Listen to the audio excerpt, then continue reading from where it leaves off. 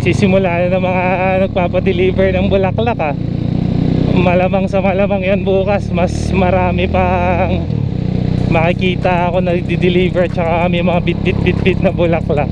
Syempre dahil araw ng mga puso bukas at Valentine's, ewan ko ako anong ano doon, pero ang tawag naman talaga is Valentine's. Pero nung bata ako hanggang ngayon may mga naririnig pa rin ako, iba-iba tawag may Valentine's, may Valentine's, para multiplication Valentine's. Yan, sigurado yan mga usually ang ibibigay teddy bear, chocolate, tapos bouquet ng bulaklak. Nasa alam yun, ang galing ang dami ng mga pakulo ngayon para sa mga idea na ibibigay, lalo na sa bouquet. Kasi dati alam ko lang sa bouquet bulaklak pero ngayon nagkaroon na sila ng money bouquet para sa practicality wise, kasi nga sabi nila na yung iba baka daw malanta lang yung bulaklak, sayang lang. So may mga gumagawa ng money bouquet. Tapos meron ding gumagawa na nung chocolate bouquet, coffee bouquet, mga iba diba, may vegetable pa nga Tapos yung Mang Larry's, alam ko gumagawa rin sila ng barbecue bouquet yung mga street food type. So pagalingan na lang talaga sa creativity and idea kung ano yung ibibigay mo Minsan pa nga dun sa mga ibang nagtitipid pa, merong package, may teddy bear na maliit na, may bouquet, may chocolate. Ayos minsan talaga pag ganitong mga season, sarap magnegosyo ng bulaklak at saka ng kung ano-ano pang mga mampalakas ng mga lalaki din sa mga nililigawan, jowa, asawa at kung sino ang partner nila. Pero may mga ibang kilala naman ako pag ganitong Valentine's Day, masyado silang hard sa sarili nila, masyadong hindi naman porket sinabi nating buwan ng pag-ibig or Valentine's Day para lang sa couple yan. So pwede rin naman sa mga single yan. Mga panahon nga dati na single ako I do celebrate Valentine kasama ko yung mga barkada ko. Well, ano pa bang ginagawa namin? Nagiinuman. Or you can celebrate din with your family. O yung tinatawag naman natin na self-love, pwede kang lumabas, i-treat mo yung sarili mo, i-date mo yung sarili mo. So hindi naman dahil buwan tuloy, dahil araw ng mga puso kailangan may kasama ka, alam mo yun, may kasama ka na magde-date o lalabas. Angas ang lala mo ba? Angas for sure niyan bukas. Traffic na, tapos fully booked dun sa mga fast food yes, punuan yung fast food at saka mga restaurants, magde-date. May pa nga kantsawan kanina dun sa gasoline station na nagpapagas ako. Sabi nung isang tenant doon na yung ide-date daw ngayon at saka yung ide-date sa 15 hindi daw yun yung mga legal, kasi ang 14 daw ang ide-date daw nung mga lalaki nun yung mga legal nila. Ang bias nung attendant kanina ang sabi niya lalaki, baka hindi naman puro lalaki lang ang merong another party, pati rin naman babae. Pero anyways, trippings nila yon para magpalipas ng oras habang nagtatrabaho sila. Ako syempre, papahuli ba tayo? Bibigyan ko rin ng flower si Boss Ivy bukas, pero hindi siya yung typical na flower. So yun yung pupuntahan ko ngayong araw na to. Pero bago rin naman ako pumunta dun sa pagpipick upan ko nung flower na sinasabi ko, dadaan din muna ako dito sa Santo Domingo Church.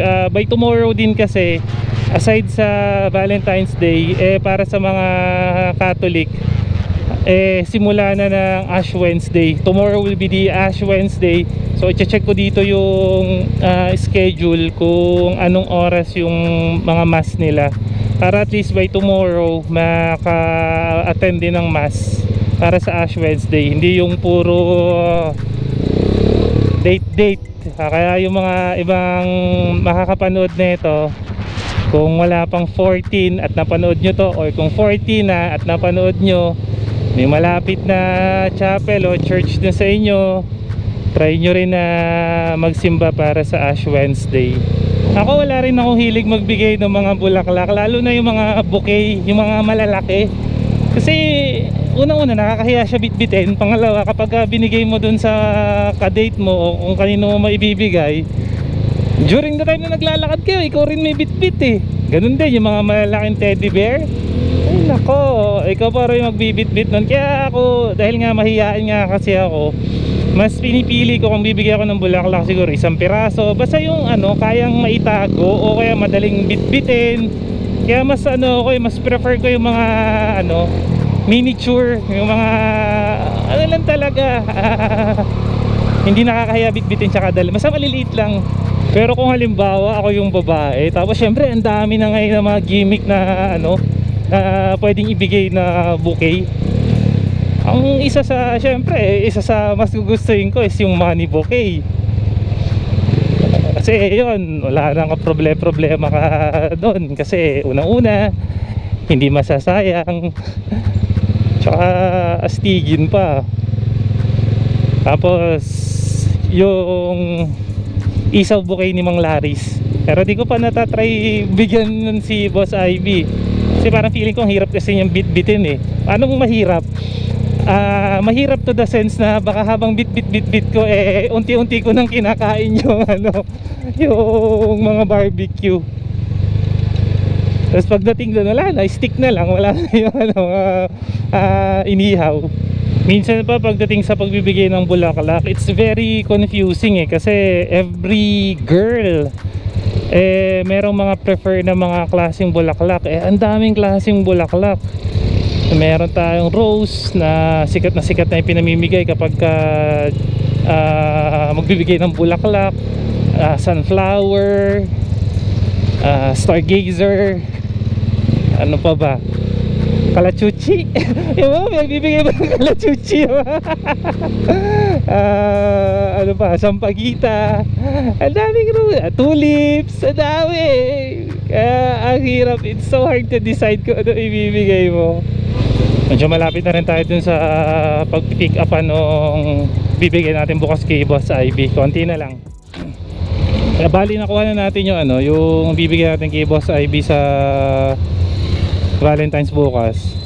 Sakto to, hindi to masisira, hindi mabubulok kasi nasa dome siya, tapos gawa lang siya sa yarn. Yan. Patulong pa tayo sa estudyante. Sabak na tayo sa traffic pa uwi. Maraming salamat ulit sa pagsama ninyo sa pag-pick up ko dun sa regalo bukas kay Boss Ivy. Tsaka syempre sa pagkukwentuhan natin tungkol sa mga kung ano-anong pwedeng ibigay kapag araw ng mga puso o Valentine's Day. Yari na, inabot na ng rush hour. Uwian na ng mga estudyante at mga empleyado. Hindi ko na-anticipate yung biyahe ko. Pero okay lang yan, ganyan talaga. So bukas naman isa-celebrate na natin ang Valentine's Day, ang araw ng mga puso, ang Feb-ibig. Para dun sa iba na na walang kadate o yung single pa, huwag kayong masyadong malungkot o maging bitter. Remember, Valentine's Day is for everybody, for everyone. Lahat naman tayo may puso naman. So hindi naman porket wala kang jowa wala kang karapatan para i-celebrate ang Valentine's Day. You can celebrate it, sabi ko nga kanina, with your families and friends. And kung medyo gusto mong mas makilala pa yung sarili mo, pwede mo naman i-date o igala mo yung sarili mo. At para naman sa mga Catholic na katulad ko, wag naman puro Valentine's at pag-ibig or flirting ang nasa isip bukas. Alalahanin din natin na magsimba para sa Ash Wednesday. Okay? Peace and signing out. Ciao!